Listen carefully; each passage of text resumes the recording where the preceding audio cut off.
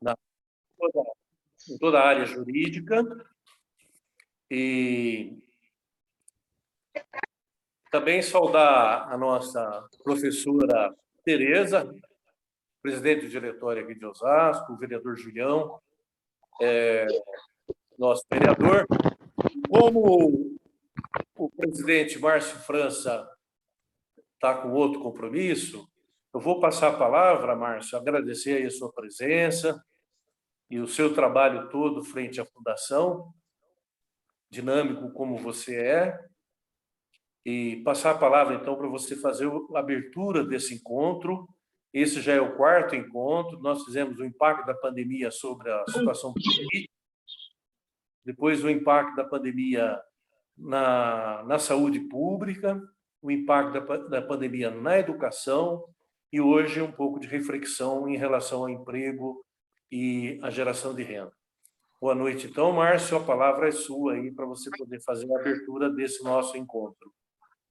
Bem, boa noite, então, Mário. Agradecendo mais uma vez aí a vocês a possibilidade de estar aqui, mandar um abraço super especial ao Masta, meu amigo de muitos anos, uma das pessoas mais brilhantes aqui que nós trouxemos, né, para poder nos ajudar no partido, diretor da Fundação, uma pessoa criativa, que teve a experiência, tem a experiência bem-sucedida no privado e depois fez uma experiência bem-sucedida no público, que é muito difícil, né, de acontecer. Talvez tenha sido uma das primeiras do Brasil, e por isso é uma referência. Agradecer a presença do Dr. Arruda Botelho. Vocês conhecem, uma pessoa muito conhecida, enfim, fez televisão, teve grandes debates, tenho certeza que acabou ficando aí com um padrão de discussão muito alta, porque eram embates naquele tempo que não tinham ainda começado os debates mais acirrados aí sobre as posições políticas dos dois campos, enfim, e o doutor Augusto corajosamente tomou posições importantes, sempre com a coragem de fazer a defesa do lado correto, né? Que às vezes nem sempre é o mais simpático, mas é às vezes o correto do ponto de vista ético e do ponto de vista humano, enfim. Então, agradecer muito a presença de vocês aqui. Um abraço especial para a Ruth, para o Julião, vereador. Vocês estão falando com todo esse pessoal da região de Osasco, que é uma região que, no nosso partido, é muito querida, porque é uma região que sempre tem uma organização muito grande no partido e, portanto, já produzimos aí importantes lideranças e certamente vão surgir outras tantas aqui. Nós estamos com esse desafio agora dessa passagem do impacto da pandemia. A gente sempre tem falado sobre a necessidade não só de tratar a emergência da pandemia, mas tratar também o que vai ser pós-pandemia, né? O que vai ser pós-pandemia? E aí não há como escapar os equívocos do Brasil e os equívocos de São Paulo, importantes equívocos dentro do Brasil, porque o que se espera de São Paulo é a condução, a liderança, e, a rigor, nós tivemos os piores índices do Brasil em São Paulo, o número de mortes, enfim, e certamente não se pensou em alternativas para frente, não só para suprir o período de ausência na educação, em ausência da saúde, em ausência dessa montagem. Quantos empregos não vão surgir de novo, né? Imagina quem trabalhava com eventos, com buffet, garçons, transportador escolar, quantas pessoas estão há 2 anos praticamente paradas, né? E qual foi a resposta do poder público em São Paulo para isso? O que a gente pensou? Uma alternativa, treinar as pessoas? Não se fez absolutamente nada, não é? A gente está chegando agora a uma fase de vacinação importante e vamos voltar todo mundo para muitos lugares que já não tem mais um emprego. E essa transferência vai precisar de muita criatividade, muita coragem para a gente pensar nisso. Aliás, é o grande desafio dos próximos séculos, né? Com a energia conseguindo, não no nosso caso, mas no mundo todo, ela tende a baratear. E a produção de alimentos, o grande desafio é gerar emprego. Como é que a gente cria emprego? Como é que a gente faz as pessoas modificarem a sua profissão? Quer dizer, alguém que tem uma atividade a vida inteira, passar para outra, como é que eu qualifico essa pessoa? E aí, Mário, como sempre, escolheu 2 pessoas muito preparadas para falar com vocês. Eu vou agradecer mais uma vez a presença, dizer que nós estamos animados aí com o nosso posicionamento aqui, em especial de São Paulo, a preparação para o ano que vem todo, aí com uma eleição dura, mas onde nós vamos ficar com o lado da verdade e eles vão ficar com o lado de quem viu a mentira acontecer na prática, né? E eu tenho certeza que nós vamos ter um caminho muito importante aí e vocês aí da região vão nos ajudar muito. Muito obrigado, boa noite. Eu estou aqui ligado, mas estou aqui a 10 metros de distância e qualquer coisa eu volto, tá bom? Muito obrigado a vocês, boa noite a vocês. Obrigado, Márcio França, presidente da Fundação João Mangabeira, nosso governador, prefeito. Obrigado. Agradecer aí a sua participação, Márcio. Como a gente sempre faz, eu vou solicitar, nós invertemos um pouco devido à urgência do presidente Márcio França, mas a gente vai pedir para a professora Tereza saudar os diretórios presentes, as mulheres. A professora Tereza é a presidente do PSB aqui da nossa região, de Osasco. Então, professora Tereza, com a palavra para saudar o nosso pessoal aí. Boa noite, professor, vereador, diretor da Fundação Mangabeira, professor Mário Luiz. Boa noite ao nosso governador e presidente da Fundação João Mangabeira, Márcio França, né? Boa noite a todos os membros do diretório, filiados, simpatizantes, presidentes. Em nome do vereador Julião, quero saudar todos os vereadores presentes, em especial todas as mulheres. A pandemia, ela trouxe o isolamento, o distanciamento, e também trouxe novas aprendizagens, né? E, através das plataformas, nós estamos conseguindo realizar os encontros, reuniões, os debates. E o PSB de Osasco, junto, através do diretor da Fundação João Mangabeira, o professor Mário Luiz, nós, nesse semestre, primeiro semestre, fizemos alguns debates junto com a Fundação, né, João Mangabeira, trouxemos alguns temas que bem impactantes, como a educação, a saúde, e hoje a questão da geração de emprego e renda. A pandemia, a Covid-19, é um problema de saúde pública global, e no Brasil como no mundo, né? O isolamento social, ele trouxe mudanças no mercado de trabalho, e as mulheres, elas foram as mais afetadas em todo o mundo, né? Se nós pegarmos aí as pesquisas, a gente vê o quanto as mulheres, né, foram as mais afetadas. E o nosso encontro de hoje, ele vem falar sobre o impacto da pandemia na geração de emprego e renda. Já tivemos aí a fala do nosso governador, presidente da Fundação, Márcio França, e vamos ter o Carlos Amacha e também o Augusto Arruda. Tenho certeza que vai ser um grande debate, né? Uma noite de grande reflexão para todos nós. Então, que tenhamos um bom encontro e agradecer a participação, a presença de todos e principalmente dos nossos palestrantes. Um abraço a todos. Agradecer à professora Tereza, presidente do PSB aqui de Osasco, passar a palavra para o vereador Julião, para que ele possa saudar os vereadores, parlamentares que estão aqui presentes. Vereador Julião, a palavra é sua. Boa noite, Mário, nosso eterno vereador, né, e professor. Quero saudar você e toda a militância do PSB, né, aqui de Osasco, região do estado de São Paulo. Quero saudar aqui a nossa presidente municipal, né, a Terezinha, em nome dela saudar a todos aqui do PSB de Osasco, e Carlos Amacha, né, que vai ser um dos palestrantes, Augusto de Arruda, também palestrante. Mandar um grande abraço aqui para o nosso governador, o Márcio França. Dizer que estou aqui representando aqui os vereadores, né, do PSB, mandar um abraço a todos eles e desejar um ótimo trabalho a todos eles e falar aqui para vocês que esse espaço democrático, né, e vai ter hoje aqui é de suma importância. Vou ficar aqui atento para ver os nossos palestrantes, agradecer eles por disponibilizar o tempo deles aí para nos trazer informações sobre o impacto da pandemia, né, na geração de emprego e renda.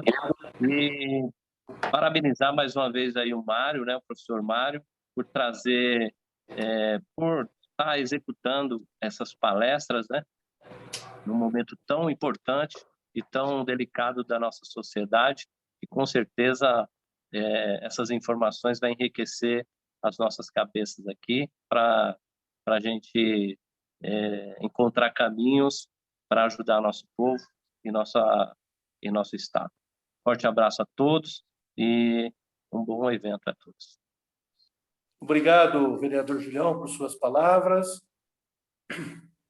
A situação da Covid no mundo, se nós pegarmos hoje, atingiu, em número de casos, 217 milhões de pessoas oficialmente registradas com o Covid. Desses, infelizmente, 4.510.000 vieram morrer, né? Morreram. O Brasil, em número de casos, nós atingimos 20 milhões,8, quase 21 milhões de pessoas. E morreram já 580 mil. Né? No estado de São Paulo, atingiu em número de casos 4.260.000 e já morreram 146 mil. Né? Então, vejam só, o mundo 217 milhões, Brasil 20 milhões, São Paulo 4 milhões. Número de mortes, né? O mundo 4,5 milhões, o Brasil 580 mil e São Paulo 146 mil. É uma tragédia, né? O desemprego atingiu 13,5% da mão de obra em 2020 e agora, em 2021, 14,1% nesse trimestre agora, último, que é o dado do IBGE. Então, é uma situação difícil, merece uma reflexão. Eu já queria passar imediatamente, então, a palavra para o doutor Augusto de Arruda Botelho. Ele é especialista em Direito Econômico pela Universidade de Coimbra, em Portugal, e também pela Universidade de Salamanca, na Espanha. Também é uma referência importante na questão dos direitos humanos aqui no Brasil e no nosso estado. Queria agradecer ao doutor Augusto de Arruda, né? E o Márcio França fez ótimas referências dele e as pessoas que eu conheço também. Então, doutor Augusto Arruda, muito obrigado aí pela sua participação. A palavra é sua aí, para que o senhor possa iniciar a exposição aí. Primeiro, boa noite a todas e todos. Mário, muitíssimo obrigado pelo convite. É um prazer e uma honra conversar com vocês na noite de hoje, numa fundação tão prestigiosa e tão importante, ainda mais sobre um tema tão relevante e atual como esse. Um tema triste, porque eu já antecipo para vocês aqui que nessa minha breve fala de não mais do que 20 minutos, infelizmente, nós não vamos ouvir nenhuma reflexão otimista. Pior ainda, nenhuma solução a curto prazo, principalmente diante do cenário que nós enfrentamos no país, para solucionar o problema. Mas ainda assim nós precisamos discutir, nós precisamos ouvir, nós precisamos trocar ideia.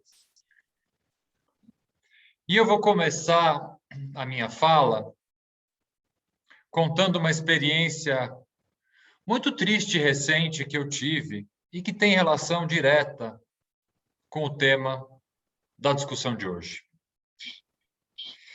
Eu trabalhei durante muitos anos no mesmo endereço, aqui no centro de São Paulo. Eu fui estagiário de um grande advogado criminalista, o Márcio Tomás Bastos, trabalhei com ele vários anos.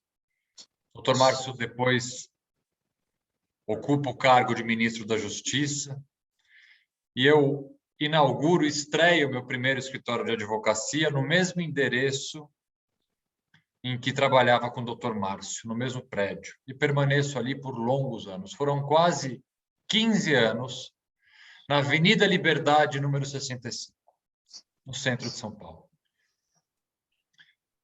Depois desses quase 15 anos, eu me mudei. Meu escritório hoje em dia é aqui na Avenida Paulista. E, a bem da verdade, em razão de hoje os processos serem muito mais virtuais, com algo chamado processo eletrônico, parei de visitar o centro, parei de ir ao fórum, que me faz muita falta. Mas, recentemente, há cerca de 3 semanas, tive um compromisso no centro da cidade, na Avenida Liberdade. E, saindo desse compromisso bem na hora do almoço, pensei, vou voltar para os lugares onde, durante quase 15 anos, eu almocei. Esses lugares, na verdade, eram 2. Era uma padaria que fazia um sanduíche muito gostoso, chamado Hot Bread, e um restaurante japonês. Afinal, a gente estava aí no meio da Liberdade, bairro tradicional oriental aqui de São Paulo. Durante 15 anos, eu basicamente, quando estava com pouco dinheiro, eu comia na lanchonete. Quando sobrava um dinheirinho, eu comia no restaurante japonês. Era essa a minha logística e minha dinâmica. E eu falei, eu vou lá. E fiquei em dúvida qual dos 2 lugares eu vou primeiro, que lugar eu vou, né? Na verdade, vou no japonês, vou na lanchonete. Eu falei, não, eu vou no restaurante japonês e depois eu passo para tomar um café e ver meus amigos da lanchonete. Amigos que eu fiz durante esses 15 anos. E fui andando, então, na Rua da Glória, que é onde são esses 2 restaurantes, paralela à Avenida Liberdade. E hoje em dia a gente anda, o que é um risco enorme. Primeiro, um risco de assalto, risco de bater com a cara num poste. A gente anda com o celular na mão, né? Falando, respondendo recado. É um vício muito difícil de se ver livre. E fui andando com o celular na mão e, determinada hora, eu tinha chegado no fim da Rua da Glória e falei, nossa, eu estou tão distraído no celular que eu passei do restaurante. Guardei o celular no bolso e voltei. Qual foi, não, minha surpresa ao perceber que a lanchonete, em que eu almocei por tantas vezes durante 15 anos, estava fechada, com uma placa de alugas. Aquilo já me deu uma sensação de profunda tristeza. Andei mais cerca de 100 metros, falei, bom, vou apenas almoçar. E qual foi minha surpresa ao chegar na frente do restaurante japonês e encontrar ali uma loja de celulares? O restaurante também tinha fechado. Perguntando, então, no ponto de táxi que tem ali na frente o que tinha acontecido, a resposta foi imediata. Ah, doutor, a pandemia. Tudo fechou aqui na Rua da Glória. Gente, eu peguei meu telefone e eu liguei para minha mulher. Realmente emocionado em perceber e chegar à conclusão que a pandemia não apenas retirou centenas de milhares de pessoas da nossa convivência. Tenho certeza que alguns de nós perdemos parentes ou amigos queridos para essa pandemia. A pandemia não apenas retirou vidas, a pandemia retirou um pedaço da nossa história. E é muito triste essa reflexão, essa constatação. E falando especificamente do impacto da pandemia na renda e no emprego, eu posso dizer o seguinte, tranquilamente, chutando aqui 20 ou 30 funcionários desses 2 estabelecimentos que, em razão da pandemia, tiveram que fechar, foram colocados no olho da rua. E sinto em presumir que uma boa parte deles não conseguiu ser recontratado. E eu gostaria de começar aqui especificamente a tratar desse tema com uma pesquisa extremamente detalhada e importante, feita pelo Instituto Locomotiva, que tem um trabalho muito firme em pesquisas de cunho social. O Instituto Locomotiva fez uma pesquisa no início da pandemia, nos meses iniciais, mais especificamente em junho de 2020. Já naquele momento, em que nós tínhamos poucos meses do início da pandemia no nosso país, os dados são assustadores. 86% das famílias entrevistadas por essa pesquisa afirmaram o seguinte: eu vou ter dificuldade para comprar os itens básicos de sobrevivência se eu tiver que ficar em casa sem renda por um mês. Nós já vamos para quase 2 anos de pandemia. 25% desses entrevistados, naquele início em que a pandemia ainda tinha poucos meses, disseram que a renda deles permaneceu igual. Mas 62% já em junho de 2020 afirmavam que a renda familiar diminuiu. Qual foi e como foram as primeiras medidas tomadas pelo governo federal e pelo governo estadual para evitar com que pessoas passem fome? Inicialmente, o governo federal, bastante omisso no combate efetivamente à pandemia do ponto de vista sanitário, propôs uma medida quase que exclusiva de um auxílio emergencial, que ajudou muita gente. Evidentemente ajudou. E colocou comida na mesa do brasileiro e da brasileira. Mas foi pouco. Foi muito pouco. Governos estaduais, como o governo de São Paulo, aqui temos que elogiar quem merece elogios e criticar quem não merece elogios. O governo de São Paulo conseguiu outras medidas de incentivo à micro e pequena empresa, de financiamento, que também, obviamente, não são suficientes, porque não há dinheiro suficiente no mundo para enfrentar o que nós enfrentamos com essa pandemia. Mas o fato é que nós tivemos um governo federal exclusivamente se ancorando num auxílio emergencial e esquecendo completamente outras medidas, e um governo estadual tentando, a duras penas, fazer com que o brasileiro e o paulista tivesse um pouco de renda, tivesse financiamento e não quebrasse. O que aconteceu no auxílio emergencial? Uma pesquisa também do Instituto Locomotiva demonstrou uma das realidades mais imorais, e é um dado que é pouco divulgado, pouco discutido. Pasmem ao ouvir essa informação. 1/3 das famílias brasileiras das classes A e B, ou seja, a elite brasileira, 1/3, uma em cada 3 famílias da elite brasileira solicitou o auxílio emergencial de R$600. Um número mais assustador ainda, 68% dessas famílias de classe A e B que solicitaram o auxílio emergencial tiveram, geralmente com documentos fraudados, cometendo, e aqui eu posso falar com tranquilidade porque é a minha área de especialidade, crimes, conseguiram os R$600. Quantos R$600 não foram retirados de famílias que precisariam desse dinheiro para comer, indo para o bolso de famílias das classes mais altas do nosso país? Portanto, além do auxílio emergencial não ter sido suficiente para tentar, de alguma forma, fazer com que famílias de classes menos privilegiadas, e não a elite brasileira, conseguissem sobreviver sem o emprego e sem a renda que tinham, outros mecanismos do governo federal simplesmente foram completamente ineficazes.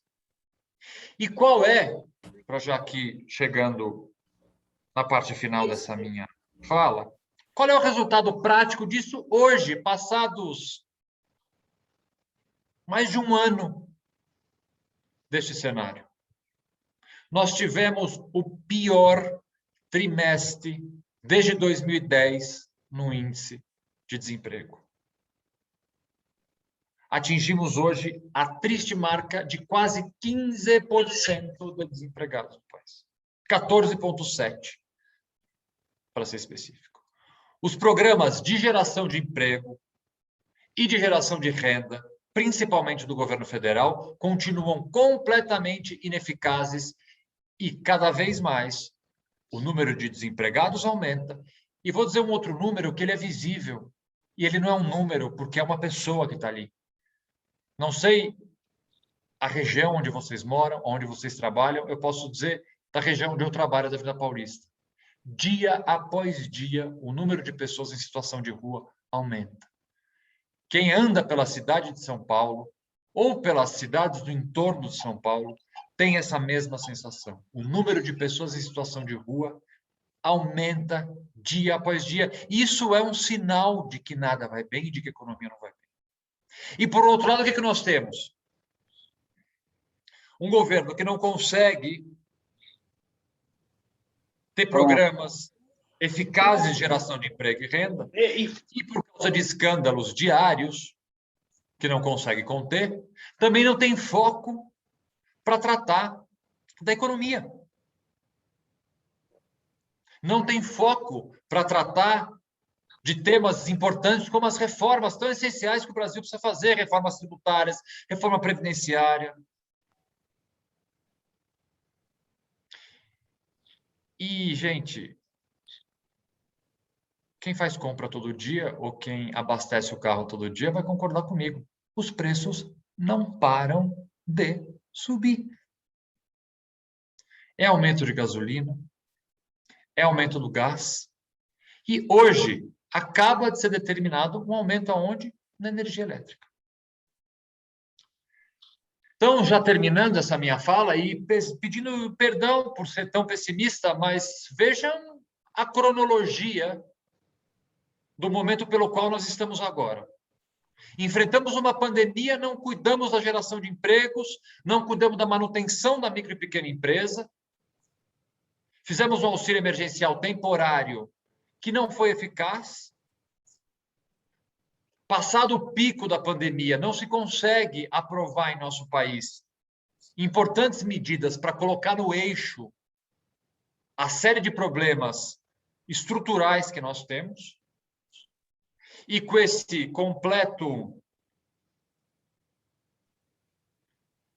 completa ineficácia, é essa a palavra? É evidente que o resultado seria exatamente o resultado que nós temos agora. Inflação subindo, preços subindo no supermercado, nos postos de gasolina e agora na energia elétrica. Eu gostaria de apresentar aqui, de alguma forma, soluções. Com o cenário político tensionado, polarizado que nós temos hoje, infelizmente, eu não consigo dar essas soluções. Espero ouvir aqui no dia de hoje, na noite de hoje, algo que me faça e faça a todos nós aqui, temos um pouco de esperança, é o que eu gostaria de ouvir. Mas eu tenho que ser fiel à minha sensação atual, que, infelizmente, é de pessimismo.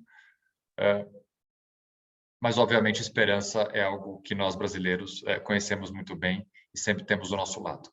Mais uma vez, professor Mário, muito obrigado pelo convite, pelo tema, e saiba que estou sempre à disposição para voltar aqui e conversar com vocês. Uma boa noite.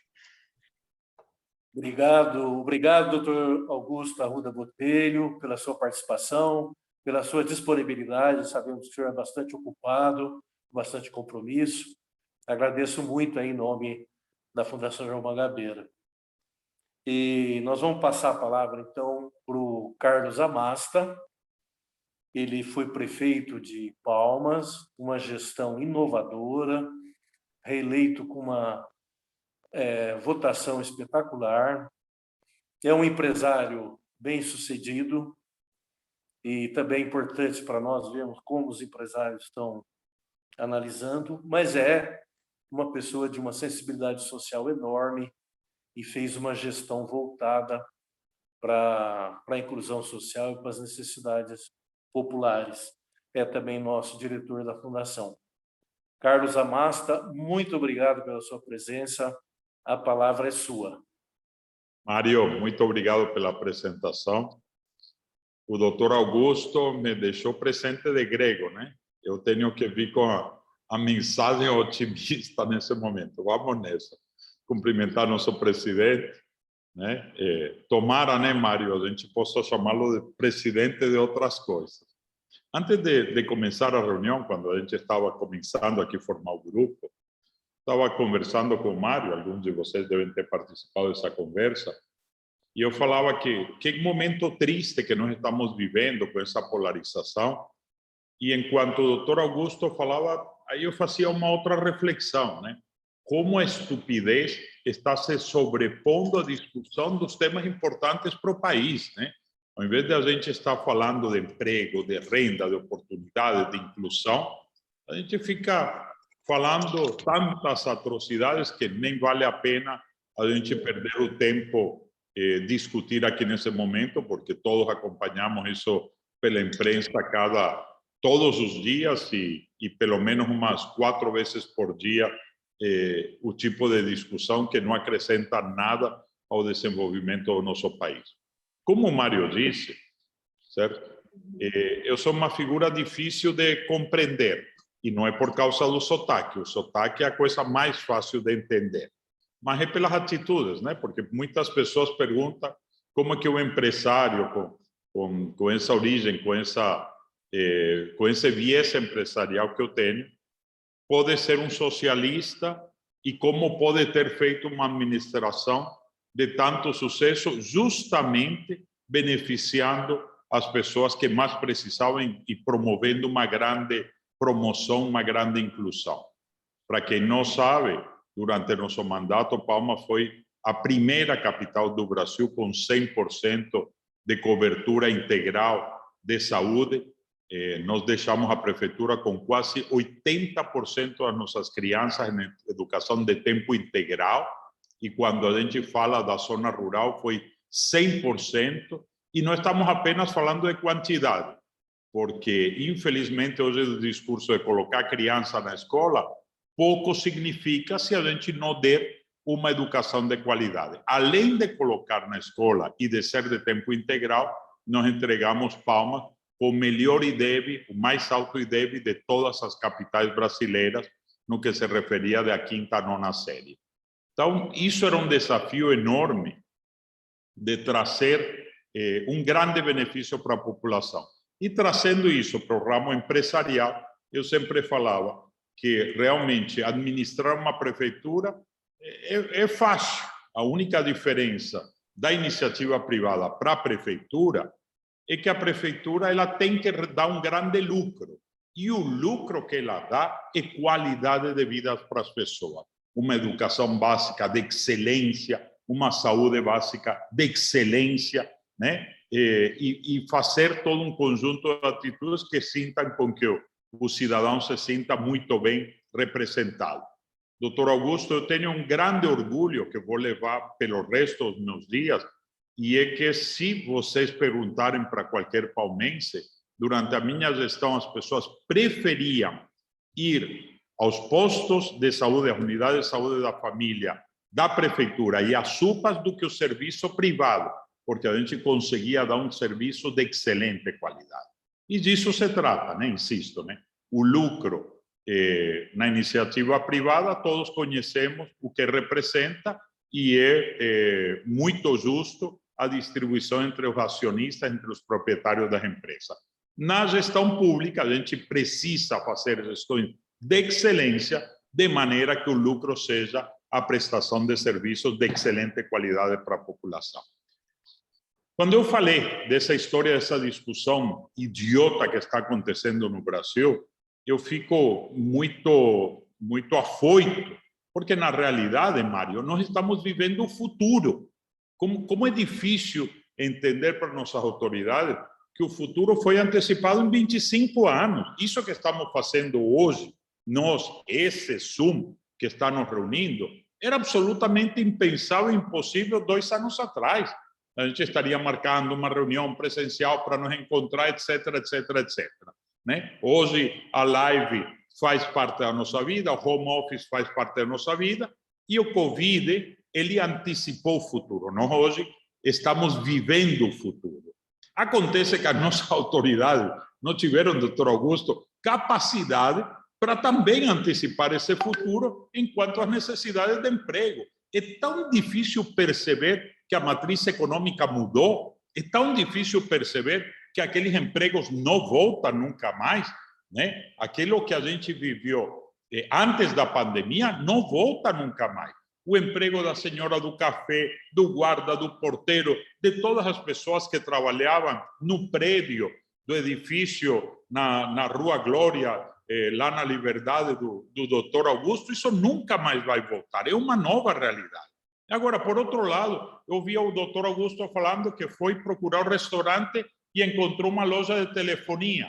Então, mudou, pronto, está a loja de telefonia, não existe mais o restaurante. O que fizeram as principais cidades do mundo, dos países mais desenvolvidos? Lugares como esse, comerciais, viraram hoje um mix de residencial, foram alteradas rapidamente a lei para dar uma sobrevida a esses setores.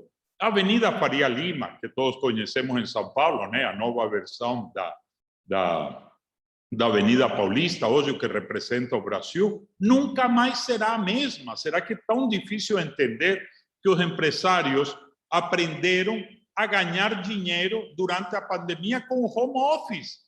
Então, nunca mais vão voltar a lotar esses escritórios de funcionário dentro de aquilo que a gente conhece. Isso nunca mais vai acontecer.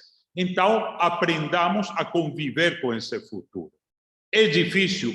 É impossível? Nem um pouco. Hoje, minha esposa, né, me disse à tarde, quando viu a postagem de que a gente ia participar dessa reunião, falou: Carlos, por favor, não fale de problema e fale de soluções, porque saber da problemática. Ela ontem voltou apavorada, antes de ontem, que foi no mercado a comprar algumas coisinhas, gastou R$1.000. Me disse: gente, como é que uma pessoa de classe média, baixa, consegue ir hoje ao supermercado? Se quando derrubaram a Dilma, derrubaram porque o botijão de gás estava chegando aos R$40 e hoje em Palmas estamos pagando R$110 por um botijão de gás e R$7 por um litro de gasolina, né? Como é que o povo está fazendo para sobreviver numa situação tão caótica dessa e onde nossas autoridades simplesmente estão fazendo uma política barata, que é simplesmente distorcer a realidade e nos distrair do que realmente interessa? Agora, é impossível? Claro que não, gente. Tem países que estão reagindo maravilhosamente bem aos efeitos econômicos dessa crise. A gente pega países que vão crescer de uma maneira formidável durante esse ano. Então, nós precisamos discutir duas coisas. Nós temos um programa de renda mínima, que também, como o doutor já falou, foi fundamental, é fundamental. Você não pode pretender que as pessoas se adequem, se adaptem a essa nova realidade da noite para o dia, e é o papel do Estado cuidar dessas pessoas nesse momento. Mas nós temos que fugir ao eterno viés assistencialista. Não adianta simplesmente fazer isso se a gente não dá opções para a população, né? Os números do emprego do Brasil desse último mês, acabei de ouvir agora no jornal, melhoraram. Mas melhoraram para quem, né? As pessoas menos instruídas, menos preparadas, têm acesso zero a essa nova matriz econômica. Quem sabe lidar com mídias sociais, com internet, quem sabe, quem tem capacidade de empreendedorismo e tem um conhecimento, conseguiu superar essa crise. Agora, as pessoas mais necessitadas são as que estão sofrendo muito mais durante esse momento. Gente, a gente precisava, doutor Augusto, fazer imediatamente o maior programa de crédito ao microempresário individual, sem muita exigência, porque o risco é muito melhor emprestar dinheiro com chance de não voltar, de que dar ele a troco de nada. E a gente começar a trabalhar, Mário, dentro de uns eixos que a gente já estava trabalhando na Fundação antes da pandemia, né, que é a economia criativa. Tem condições de a gente criar milhões de empregos desenvolvendo essa economia criativa, com pouco dinheiro e com muito preparo, com muita capacitação, fazer com que as pessoas criem novas fontes de renda para sua própria subsistência. Tanto no campo como na cidade, existem inúmeras alternativas. A gente está carecendo de mão de obra especializada em todos os setores, mas está faltando justamente uma atitude do governo que tem a obrigação de ser indutor de desenvolvimento, de criar essas políticas públicas. Urgente, a gente precisa fazer isso nesse momento. Eu sinto muito, nesse momento, não ser prefeito da minha cidade, porque minha cabeça fervilha de ideias, fervilha, e eu sei que estaríamos fazendo muitas coisas e que nossa cidade seria um exemplo para o Brasil e para o mundo, porque o que a gente tem nesse país é talentos de sobra para a gente superar todas as expectativas. Aliás, Mário, fazendo reflexão da nossa fundação, que alegria esse momento que nós estamos vivendo com o Márcio, com você, com o Renato, com a Amanda, comigo, né? Afinal, a gente está conseguindo dar à fundação que ela exerça o seu verdadeiro papel. Essas vagas que abrimos agora para ensino superior e que foi um sucesso, foram preenchidas, e é uma coisa que me fazia muita falta, né? Porque esses projetos que existem, vários, de muito sucesso, para a formação de agentes públicos, são muito contra a política partidária, na medida que essas pessoas são financiadas e devem uma fidelidade a quem financiou seu aprendizado. Quando somos nós que estamos bancando esse aprendizado, obviamente a gente tem um viés muito mais ideológico, político, partidário, para que essas figuras no futuro sejam os nossos representantes. Então, nisso parabenizo a todos os integrantes, a Teresa, nossa presidente. Eu vou mudar meu título para Osasco, que eu já vi que Osasco tem uma representação enorme. E viu, Teresa, eu não sou japonês, eu não sou Amasha, eu sou Amasta. Mas não adianta, né? Eu explicar essa história porque eu... Não faz mal, viu? Já fui a Machita, a Macha, a Machuta, tudo isso, né? Mas é apenas a Masta, né? Mário, eu vou parando por aí, porque nós combinamos, você me pediu, se você me solta o microfone, eu fico aqui 3 horas falando. E o tempo é curto, e eu acho que é muito melhor a gente abrir para o debate, para as perguntas, para essa interação que é tão importante. Agora, doutor Augusto, aceito o desafio, fico com a parte propositiva da noite e eu tenho certeza absoluta, doutor Augusto, certeza absoluta que não é tão difícil como parece, né? É vontade política, é capacidade de gestão de enfrentar o desafio e mudar 180 graus a nossa matriz econômica para essa nova matriz econômica que, insisto, já estamos vivendo e as pessoas têm que ter a total, absoluta e a perfeita percepção que estamos vivendo o futuro e que o passado nunca mais voltará. Nós temos que adequar a esses novos tempos e, se a gente fizer isso, obviamente a gente será vitorioso nesse desafio da geração de emprego e renda para o nosso povo que tanto precisa. Muito obrigado, beijo no coração, Mário, obrigado pela oportunidade. Estamos aqui, continuamos aqui à disposição para responder qualquer pergunta. Obrigado, Carlos Amasta, pela sua disposição, pela sua participação. Sabemos também que o tempo é precioso e agradecer muito aí a sua participação, as suas palavras. O que o Carlos Amasta estava se referindo aí no curso de Tecnologia em Gestão em Administração Pública, um curso de nível superior que o PSB e a Fundação João Mangabeira, através do nosso presidente Márcio França e do nosso executivo também, Renato Andrade, e abriram as inscrições. A Fundação está cedendo 600 vagas, são cursos gratuitos, que a ideia é melhorar a qualificação dos nossos gabinetes de vereadores, prefeituras do Brasil todo, melhorar a parte técnica administrativa. E nós tivemos quase 2.000 inscritos, né? Não vamos conseguir atender a todos, mas vai começar já agora, nesse mês de setembro, os próximos 600.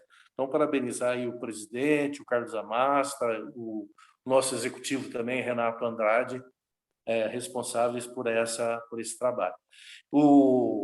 A Fundação João Mangabeira, aqui de São Paulo, gostaria de fazer uma pergunta através do nosso companheiro Francisco Cordeiro. Francisco Cordeiro também é um estudioso dessa questão econômica e é membro da Fundação João Mangabeira de São Paulo. Francisco Cordeiro. Boa noite, gente. Tudo bem? Boa noite, Arruda. Boa noite, Amasta. Eu gostei muito do que o Amasta falou, dessa questão que o Estado é indutor do desenvolvimento, né? E esse papel ele desempenha no mundo inteiro, né? Quem socorre o capitalismo quando ele entra em crise é o Estado, né? E ele é capaz de melhorar a desigualdade de renda, aonde que nós sabemos que quando a desigualdade de renda é menor, melhora o desenvolvimento econômico. Então, a pandemia agravou a desigualdade de renda, né? Sendo que 1% dos mais ricos ficam com 31% da renda do país. É a segunda maior desigualdade de renda do mundo. Somos quase o dobro da desigualdade de renda da Argentina e muito longe dos países europeus, com a média de 11%. Os 50 mais pobres ficam com 9,8% da renda nacional, igual a de Angola. No primeiro trimestre de 2020, 10% do topo de renda ganhavam 29,6 vezes mais que 40% da base. No primeiro trimestre de 2021, olha o que a pandemia fez. Estavam ganhando 42,3 vezes, com um aumento de 42% nessa disparidade de renda. Então, a pandemia agravou em muito aquilo que já era grave no país, né? O número de desempregados está chegando a 14,8 milhões, né? E o total de ocupados de 85 milhões, sendo que 34 milhões são informais. Se quiser, eu trago outra amanhã. Os adultos, alguma observação aí? Não, não. Os adultos em idade de trabalhar são 48,9, estão no mercado de trabalho. Nunca esse número esteve tão baixo, né? Nos países mais desenvolvidos, chega a 65%, 70%.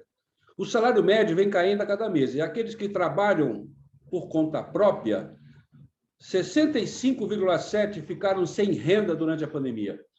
E os informais, 53,9% ficaram sem renda. A economia não reage da forma que precisa.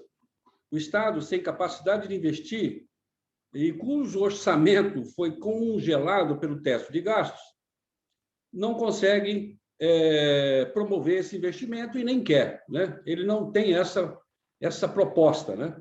E o setor privado não investe em razão do baixo consumo e o crescimento ainda muito pequeno. E, afinal, é melhor e muito mais seguro ganhar dinheiro no mercado financeiro. E uma coisa importante que a gente fala assim, a redução da desigualdade aumenta o desenvolvimento econômico. Isso a gente observou em todos os países, a história dos países é exatamente isso, né? Nos períodos pós-guerra, o desenvolvimento foi imenso, provocado justamente pela compactação dessa renda dos mais ricos.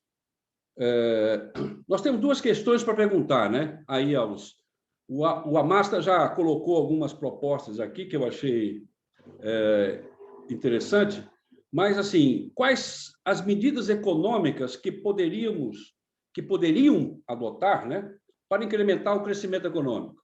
Essa é uma questão. Quais as bandeiras que o Partido Socialista deveria promover para diminuir a desigualdade de renda? Afinal, nós somos um partido político e vivemos de bandeiras, né? Então, nós temos que projetar um futuro para os nossos eleitores. O que a gente quer para frente? O que a gente quer de esperança? O que a gente quer para melhorar a vida das pessoas? Então, eu gostaria de fazer essas duas perguntas para os dois palestrantes e ficamos aqui ouvindo. Obrigado, viu, gente? Doutor Augusto? Fica à vontade para começar, por favor. Bora. Francisco, primeiro, uma coisa que você tem toda a razão, né? Discutir limite de responsabilidade fiscal num momento desse é de uma imbecilidade que não tem limite, né? Porque eu sou a favor do respeito dos limites, porque também, quando a gente não tem a percepção de que não existe cafezinho de graça e que se você quebra o Estado, você quebra toda a sociedade e que mais sofre sempre são os mais necessitados, sempre, porque a corda nunca estoura nos ricos, sempre estoura nos mais pobres. Eu sou dos tempos da URV, do URTN, da inflação de 80%, e eu não lembro de ter perdido dinheiro naqueles tempos, né? Porque a gente aplicava o dinheiro, como era que se chamava, da noite para o dia, o overnight. Então, a gente ligava para o banco até as 4 da tarde e meu dinheiro pagava 2% ao dia, né? Imagina o dia que a gente esquecia de ligar para o banco. Enquanto isso, o assalariado, né, no começo recebia no dia 5, né? Depois começou a receber em 2 partes. Ele recebia seu salário desfasado em 70%, em 80%. Então, a responsabilidade fiscal é fundamental, sim, no manejo de uma economia. Agora, quando você pega uma pandemia, né, Francisco? Qual é o papel do Estado? Para que o Estado existe se não consegue amparar as pessoas que mais precisam? Aí se discute responsabilidade fiscal. Enquanto que a Alemanha, a França, os Estados Unidos, né, esqueceram isso e geraram trilhões e trilhões de dólares e transpassaram essa renda direta para a população.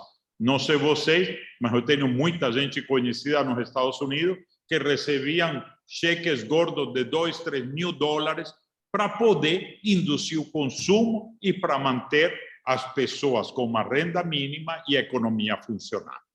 Então, eu acho que o primeiro e mais importante era fazer essa reflexão a isso que você falou, né? Ninguém ia punir o Brasil por esquecer responsabilidade fiscal no momento em que tinha que cuidar da fome, do alimento das pessoas. Esse é o papel do Estado nesse momento. Então, a questão da renda mínima não se discute, né? Nós não podemos suportar a ideia de ver um compatriota passando fome.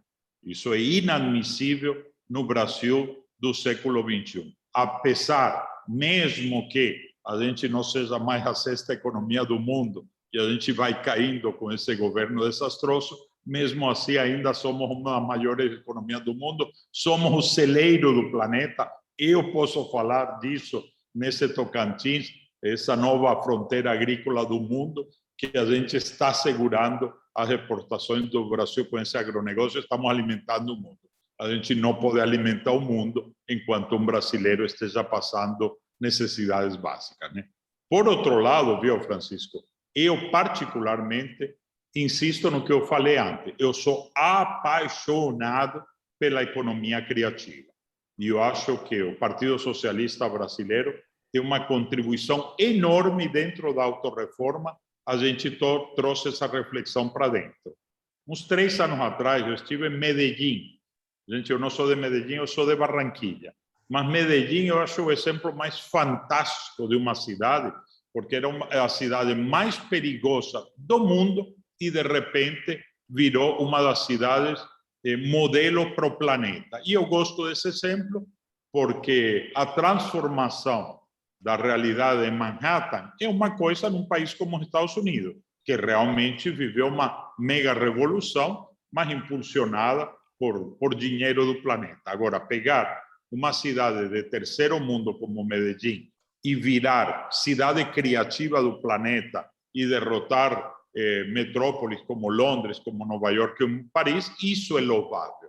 E em Medellín eu fui conhecer um distrito criativo, tem um setor, um bairro da cidade que o poder público, junto com a sociedade civil organizada, adotou para fazer todo um distrito criativo. Hoje não temos tempo para isso, podemos falar disso numa outra oportunidade, mas uma revolução econômica fantástica, porque quando você já entra no bairro, a primeira coisa que você encontra é o café criativo. E, obviamente, que esse café já fez várias franquias em diferentes lugares de Medellín e da Colômbia e geraram uma revolução econômica. Então, insisto, nós, como Partido Socialista Brasileiro, podemos investir muito na divulgação e em fazer projetos realmente eficientes de economia criativa. Professor Augusto, doutor Augusto? Bom, Francisco, não dá para a gente começar sequer a discutir a importância das reformas estruturais que o Brasil precisa discutir, aprovar e enfrentar, se nós não dermos alguns passos para trás para resolver o grave problema criado pela completa ineficácia do governo federal nos últimos 2 anos. Como é que a gente pode pensar em medidas estruturais para reativar a economia, medidas importantes de uma reforma tributária tão necessária, reformas que tenham como norte diminuir o abismo social e a gigantesca desigualdade social que nós temos no país. É esse tipo de reforma que a gente precisa pensar em fazer. Mas como a gente pode começar a implementar algo minimamente próximo de uma reforma sem reestruturar o completo estrago causado por uma ineficiência no combate à pandemia e na manutenção mínima de uma dignidade, principalmente para as classes mais carentes. Se a gente não começar, e concordo com o Carlos totalmente, se nós não começarmos agora implementar um programa de renda mínima, duradouro e longo para famílias, para que com isso a gente possa começar a cogitar uma reativação na economia, porque a economia precisa de consumo. Famílias hoje em dia não têm o que comer. Para a partir de então, e sim, tem que ser um Estado assistencialista, nós temos que dar renda para a população que hoje em dia não tem renda alguma. Para que possamos, a partir daí, começar minimamente a reativar uma economia e dar um passo seguinte, que é pensar em como empregar essa população. Porque da forma como está, com o índice de desemprego aumentando e atingindo recordes, se nós não estancarmos isso, a economia não gira. A partir daí, um terceiro passo de começar a focar, coisa que o governo de São Paulo ainda tentou, mas o governo federal praticamente negligenciou durante esses últimos tempos, incentiva a micro e pequena empresa, que a micro e pequena empresa emprega, movimenta a economia. E aí, se conseguimos, por isso que, desculpe, eu não vou usar mais a palavra pessimista, senão vocês nunca mais vão me convidar para vir aqui, mas se nós aí conseguirmos, nos próximos, vamos pensar os seguintes 8 meses, equilibrar minimamente a gravíssima situação que nós temos, aí, quem sabe, vamos poder começar a pensar em reformas estruturais tão importantes para reativar e fazer o país voltar a ser uma potência econômica. Porque apesar, se você pegar todos os índices, obviamente todos os países foram profundamente afetados pela pandemia, do ponto de vista econômico. Mas o Brasil, os índices são vergonhosos. Diante de uma ineficácia, uma negligência, uma incompetência de gestão. Então, acho que primeiro tem que tratar o problema de forma emergencial. Sei que é ruim fazer analogia médica no momento de pandemia, nós precisamos tirar o país da UTI. E tirar o país da UTI não significa que nós vamos salvar e curar a doença. A doença nós vamos tratar depois, mas primeiro precisa tirar da UTI. Precisa dar renda para o povo. Sem isso, não tem medida e plano econômico que vá conseguir resolver a questão.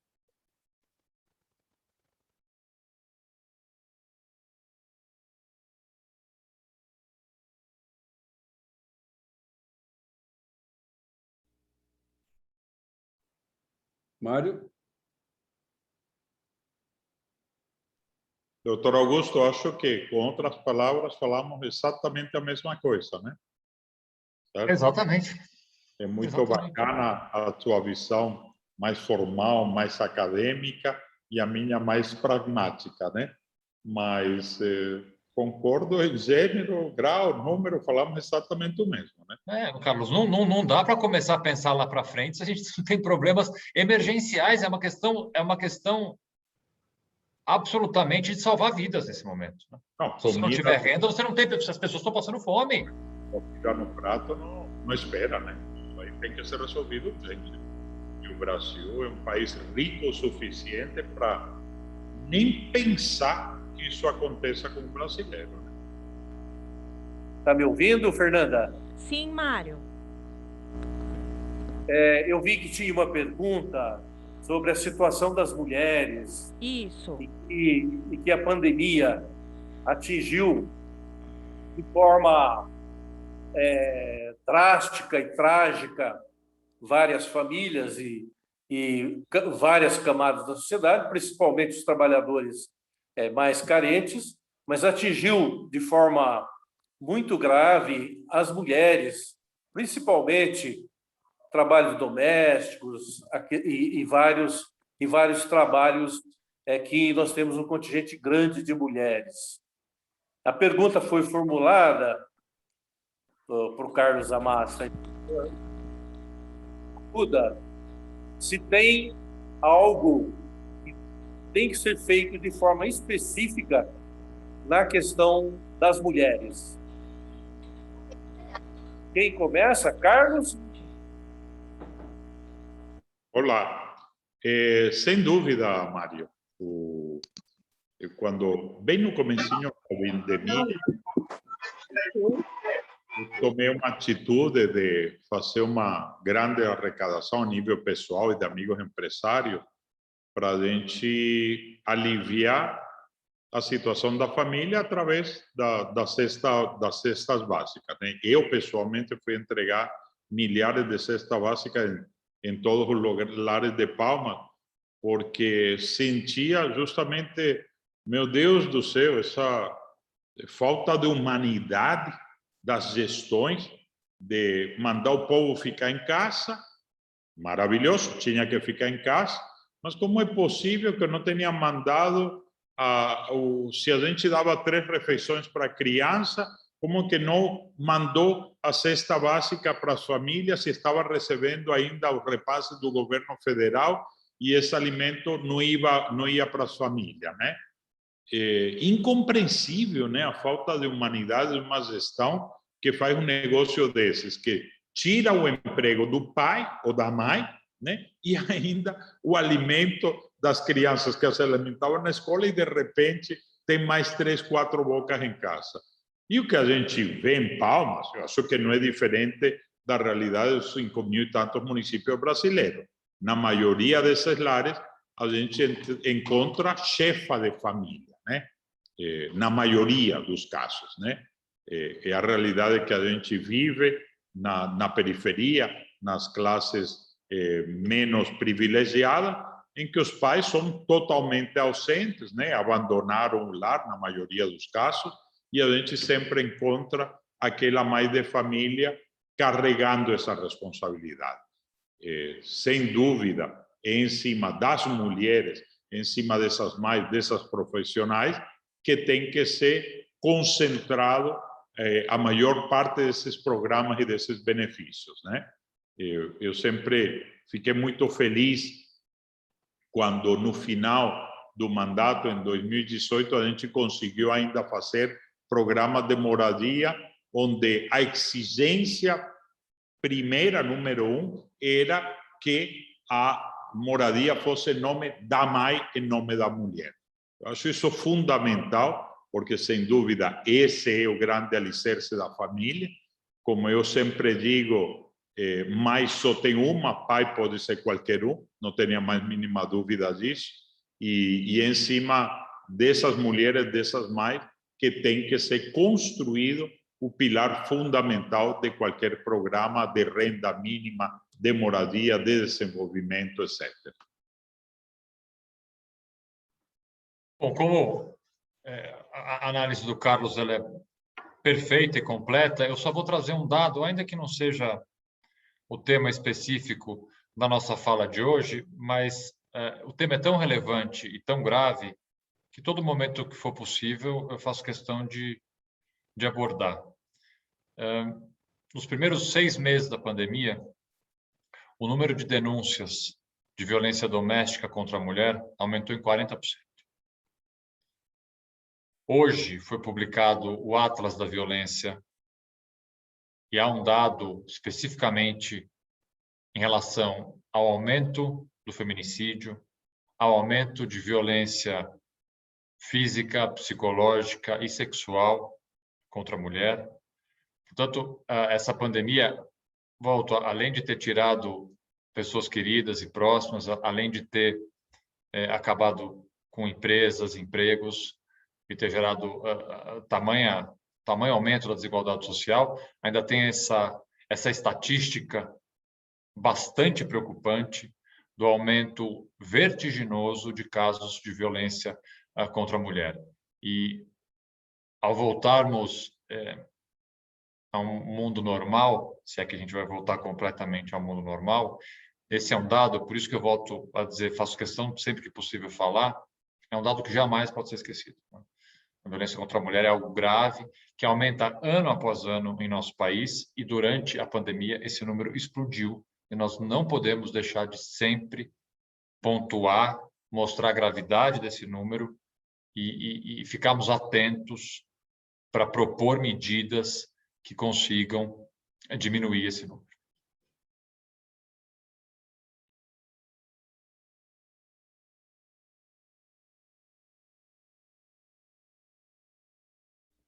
Mário?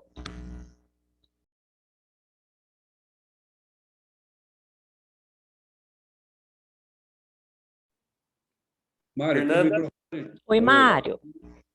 Nós temos mais alguma pergunta, Fernanda? Não. Então, se alguém tiver alguma pergunta, por gentileza, pode formular ainda. Alguém quer fazer mais alguma pergunta? Mandar no chat, por escrito. Opa, caiu uma, Mário. É preciso estimular a nossa força de trabalho reprimida e motivar, Fernanda, eu acabei não pegando nesse instante. Motivar as iniciativas locais, criando condições para que isso aconteça. Enfim, o modelo histórico que nos rege tem que ser alterado. Dar prioridade de investimento ao capital humano no lugar do capital físico. Tem mais alguma pergunta? Alguém quer formular mais alguma pergunta? Então, nós vamos passar a palavra para o Carlos Amasta. Ele responde a pergunta sobre essa questão da força de trabalho e a economia local e, ao mesmo tempo, faz as suas considerações finais. Carlos Amasta. Perfeito, Mário. Fernanda, sem dúvida, né? Eu acho que é um pouco o resumo de tudo que a gente falou. Primeiro, nós estamos falando da pessoa humana, né? Não estamos falando das grandes empresas, das grandes corporações, porque esse movimento tudo de economia criativa é justamente em cima do pequeno, do microempreendedor individual, e é o mesmo que o doutor Augusto também disse, né? Se a gente conseguisse que cada pessoa pudesse responder pela sua subsistência ou por mais uma, duas famílias, perfeito. É isso que estamos falando. É um viés econômico, mas também um viés mais humano. Uma das coisas que me trouxe para a política, sem lugar a dúvida, 37 anos atrás, quando eu desembarquei em Curitiba, foi uma palestra do saudoso, muito saudoso, não é apenas um termo, Jaime Lerner.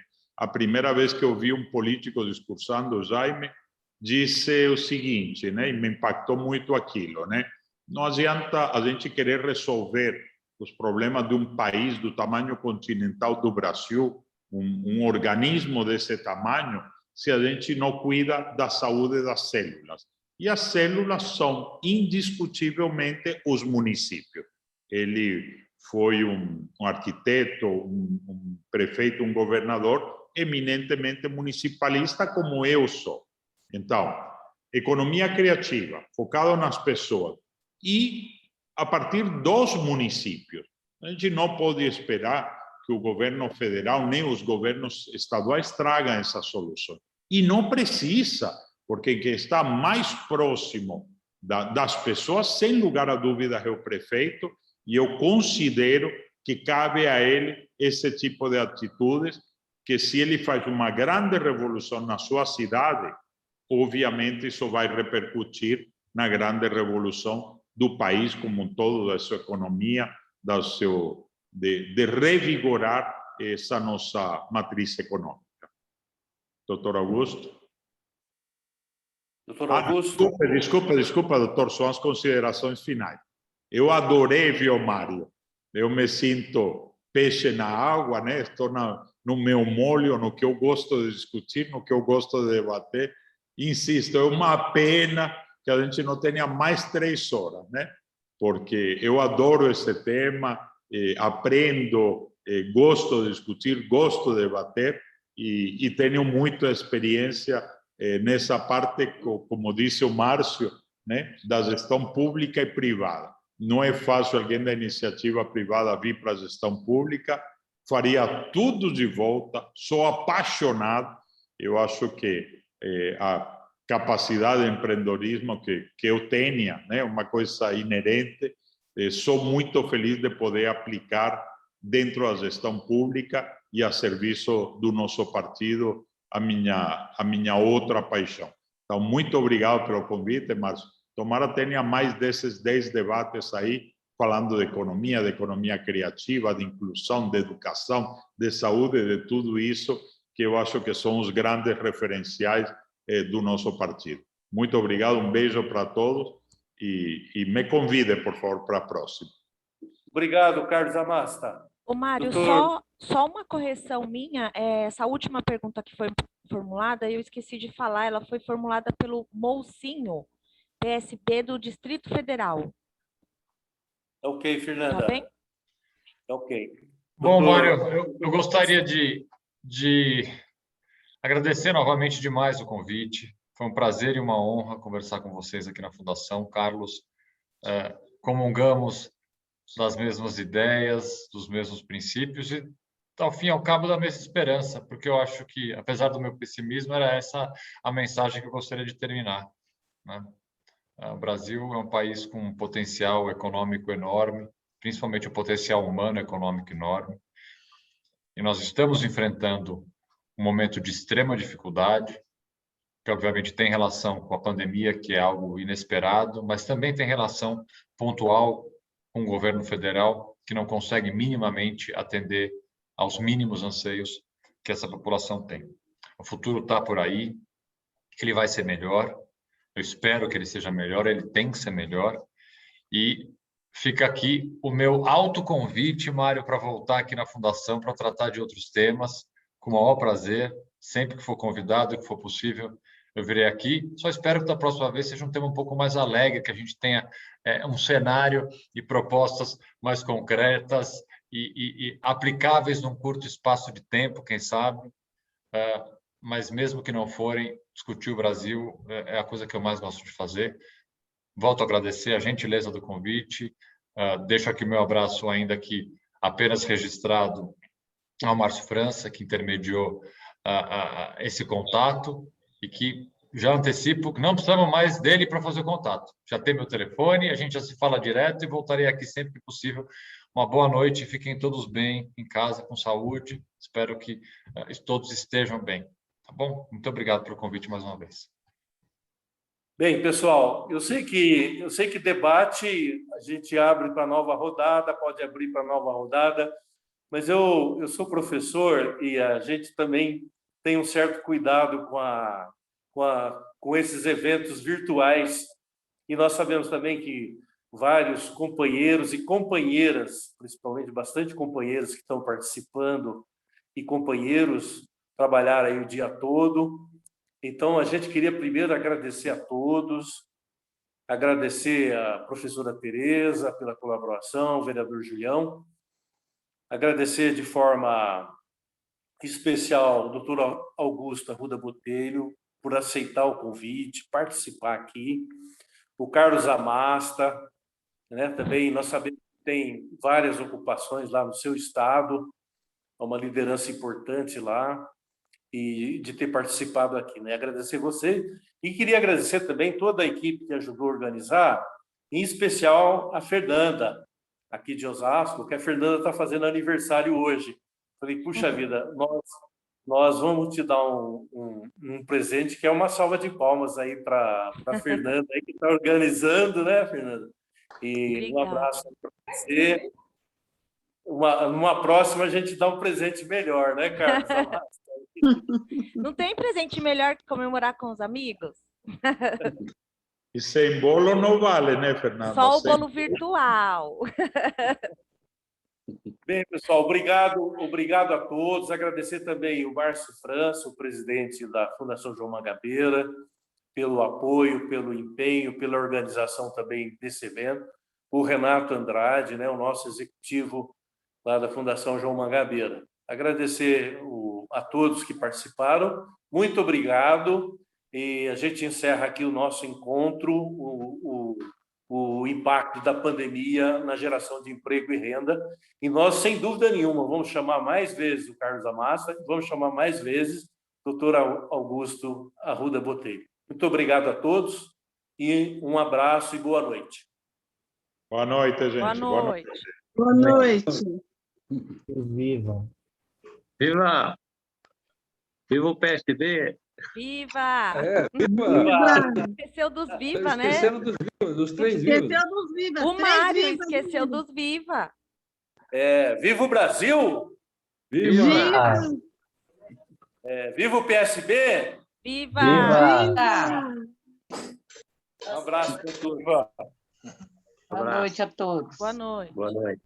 Boa noite. Boa noite a todos. Boa noite, boa noite. Boa noite. Bora, Bolsonaro.